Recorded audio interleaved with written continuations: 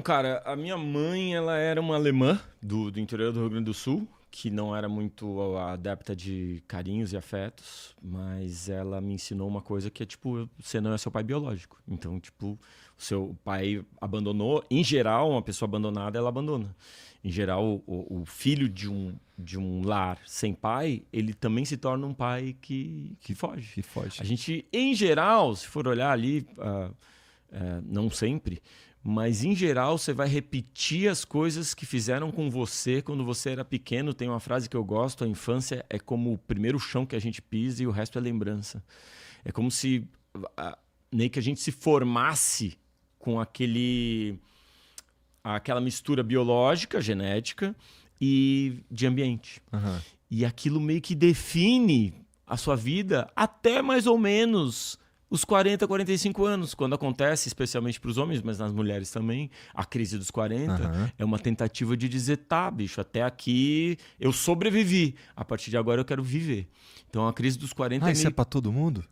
É meio que um momento em que homens e mulheres, as mulheres por uma série de transformações biológicas, mas os homens também por uma série de transformações biológicas, mas também sociais. A gente, em geral, já tem um pouquinho mais de grana, a família já está estabelecida. É como se toda aquela abertura da nossa juventude, eu posso ser qualquer coisa, eu posso fazer qualquer coisa, eu posso empreender em qualquer lugar, eu posso morar em qualquer lugar. E aí a gente vai se afunilando.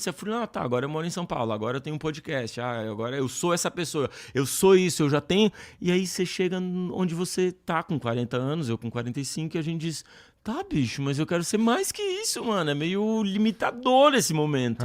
E aí, a psicologia... Jung falava, né, que a vida começa aos 40. Que é o momento em que a gente vai questionar isso tudo aqui que aconteceu com a gente. E que é um momento muito saudável da gente olhar lá para nossa mãe e dizer, pô, mãe, te perdoo. Agora eu te entendo, cara. Eu entendo, pai, que você fazia errado lá em casa, pô, super entendo você. Ou olhar pro meu pai biológico, como eu tive a felicidade e a honra de fazer, apertar a mão dele, mano. E dizer, deu tudo certo. Eu sei que você estava apavorado, eu sei que você estava despreparado, eu sei que a gente vive num país que dá 5 dias de licença paternidade, que é uma vergonha, menos que o carnaval, que fala para todos os homens que ele não precisa participar, não precisa trocar fralda, não precisa levar na creche, que ele é um pagador de conta. Então, se a gente tem isso estabelecido, é óbvio que o meu pai biológico ia se apavorar quando chegasse a vez dele. E é claro, deu tudo certo porque uma mãe ficou. E, em geral, as mães ficam, né? Então, eu tenho, com todas as dificuldades e com todas os erros que a minha mãe cometeu, eu sou obrigado a ser generoso com a minha mãe. Porque essa também é uma sinalização para as minhas filhas. É verdade. Espero que vocês me perdoem. Verdade. Espero que vocês perdoem tudo que eu errei também, porque a gente erra também, cara. Com certeza. Assim, Mas essas reflexões aí, vamos lá. Você estava falando lá no começo que, putz, eu queria mostrar ou queria ser um bom pai. Isso é uma reflexão de tu moleque ou isso é uma reflexão de tu quando segura a tua filha? Cara, eu sempre gostei de criança, eu crescendo queria ser pai. Eu falava pra minha esposa, na época namorada, que eu queria ser pai. Quando ela ficou grávida eu fiquei super feliz, ela ficou super nervosa. Tu tava aflita. tentando ser pai? Ou foi sem querer? As duas vezes eu queria ser pai, assim, né? Eu falava muito sobre isso, mas foram acidentes. Assim, a gente não combinou, vamos fazer. E aí, as duas vezes, ela ficou um pouco insegura, porque tem um impacto na vida da mulher muito maior do que na vida do homem. Com certeza. Muda tudo. Corpo, social, profissional, muda tudo. E pro homem é bem mais fácil. E elas são mães bem antes da gente ser pai, no fim das contas, né? Porque na hora assim. que descobrem? Não, porque veja, o bebê tá no bucho delas, né? Tá lá crescendo, tá chutando elas. A gente chega ali, pelo menos foi assim pra mim. A minha esposa ficou grávida e a gente tava mesmo tentando ficar grávida, que acontecesse, que viesse uma criança ali naquele momento. Mas não é que eu me apavorei, porque, como eu disse, a gente estava tentando fazer isso acontecer mesmo, mas para mim só cai a ficha de verdade quando a Carol nasceu, porque até então era a minha esposa grávida, com uma barrigão, inclusive na primeira vez ela ficou muito inchada, ela ficou muito grande, foi uma gravidez até meio complicada, teve que ficar arriada mesmo, assim, afastada de trabalho bem antes do que geralmente se fica. E eu era pai ali, mas pra mim eu era pai no ponto de vista de, pô, bota a mão na barriga, eu faço um carinho, falo uma parada, não sei o que é diferente Sim. de todas essas transformações que você tava falando que acontece na vida e no corpo delas, né? Mas, então eu digo que eu virei pai só no dia 22 de janeiro de 2013, que foi quando a Carol nasceu mesmo, que foi quando que eu segurei e aquela sensação de segurar a criança pela primeira vez foi o que me transformou completamente. Então, assim, pensar em ser pai, querer ser pai e tudo mais, eu queria. Eu pensava nisso. Mas eu não tinha entendido o que isso queria dizer de verdade, até de fato segurar a minha filha. Sim. E eu suponho que... Eu ouço muito isso, é um clichê, é um clássico esse, né? Tipo, eu não sabia o que era ser pai, eu imaginava o que era ser pai, quando chega o bebê no meu colo, eu entendo o que é ser pai, e como você usou a frase ainda, isso muda a minha vida completamente, ou muda a minha visão de mundo completamente. Muda inclusive as vontades, assim, pelo menos, eu suponho que isso talvez seja um clichê porque, bom, é verdade para todo mundo que tá tentando ser um bom pai, né? Porque... Não, é que esse que é o ponto. Não muda a visão de mundo completamente ali naquele momento. Aquele momento é tipo uma cachoeira de responsabilidade que você tem que dar banho, trocar fralda, botar para dormir, entender todos os processos. Vem uma visita, você tem que dar um sabonetezinho de pé para as visitas. Vem sempre um amigo que diz que torce pro time contrário do seu. É uma confusão mental aquele primeiro momento, aquela chegada do bebê. E isso é uma consequência de eu e você, e em geral todos os homens, não serem preparados para esse momento que é tão importante, velho. Em momento algum, a gente bate nas costas de um moleque e fala assim, você vai ser um bom pai, hein?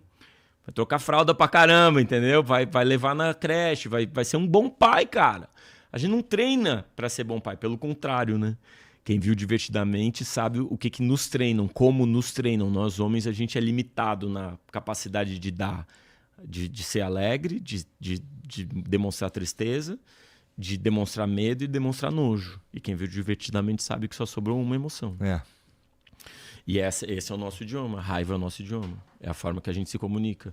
Porque a gente sofre muita violência, velho. Se fala muito da violência que as mulheres sofrem, mas acho que é importante também a gente falar das violências que os homens sofrem, pra gente ter um empoderamento que não é só feminino e nem só masculino, obviamente, mas que é um empoderamento relacional, cara. A gente vai conviver junto a vida toda. Então o homem precisa se preparar, ele precisa saber que ele também vai ser um pai cuidador. E a gente sabe cientificamente que um homem, quando pega o filho no colo e quando dá o primeiro banho e quando decide participar naqueles primeiros dias, tem dentro dele neurotransmissores de cuidado. A ocitocina explode na mulher durante a gravidez, especialmente durante a amamentação, quando ela se relaciona com o bebê. No homem explode igual, cara, se o homem decide participar. E assim, eu acho que o grande desafio é o homem decidir participar. Entendi, porque a gente não é construído porque o homem é construído... Ele não é nem construído para isso e ele é construído para o contrário disso. O homem é construído para não cuidar. Todas as profissões de cuidado a gente foge. A gente, inclusive, né, tipo, acha que é feminino ser cuidador, ser sensível, ser atencioso. Só que dentro da gente a gente tem sensibilidades também, cara. E se a gente não se desenvolve nisso, lá na frente explode numa briga de trânsito, briga de casa, num abandono parental, num homicídio, num suicídio, numa explosão de raiva de todas as violências que esse homem sofreu quando ele estava se desenvolvendo na sua base emocional, né? Quando a gente está falando de sentimentos e está falando das emoções base, cara, Divertidamente é baseado numa pesquisa científica, você deve saber, né? Paul Ekman estudou as emoções base, Divertidamente é baseado naquilo. A gente não pode ser alegre, mano. Você não pode ser alegre. Não. Você tá dançando demais. Tá dançando demais. Imediatamente a tua identidade é colocada em xeque.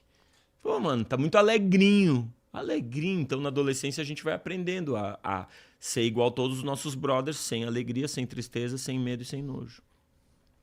E abafar essas emoções é desafiador, né, cara? Pra biologia humana. Suponho que sim. Que deveria ter todas as emoções e trabalhar em entender todas as emoções. Por isso que eu acho que quando chega o bebê no seu colo, o cara explode às vezes. O cara explode em choro, ansiedade, nervosismo. Alguns não lidam bem com esse nervosismo, fogem. Outros lidam bem com esse nervosismo, tiveram, de repente, uma boa mãe, um bom pai, um bom incentivo, viram um amigo que é cuidador, viram um brother que leva na escola, perceberam a beleza que tem um pai abraçar um filho, mano, um pai brincar com uma filha, e disseram, pô, mano, eu acho que eu vou querer ser esse cara aí, cara, quando eu for pai. E aí essa decisão ela é fundamental, porque você sabe, depois dos primeiros dias você se apaixona por aquele ser, cara. É um estranho que vomita, mija sua roupa, caga na sua roupa, leva suas economias, chora a noite toda, complica a sua relação com a sua esposa e você se apaixona. Porque é um desconhecido que você aprende a se apaixonar. Você diz, não, é decisão minha, eu vou cuidar de você, vou ser um gigante protetor, vou te botar pra dormir, vou dar todos os seus banhos. E você ganha na coragem, né, velho? Na força, no amor. Então eu acho muito bonito quando isso acontece, assim. E eu acho que todo homem que faz isso, ele tá indo contra um histórico de violência e de ausência.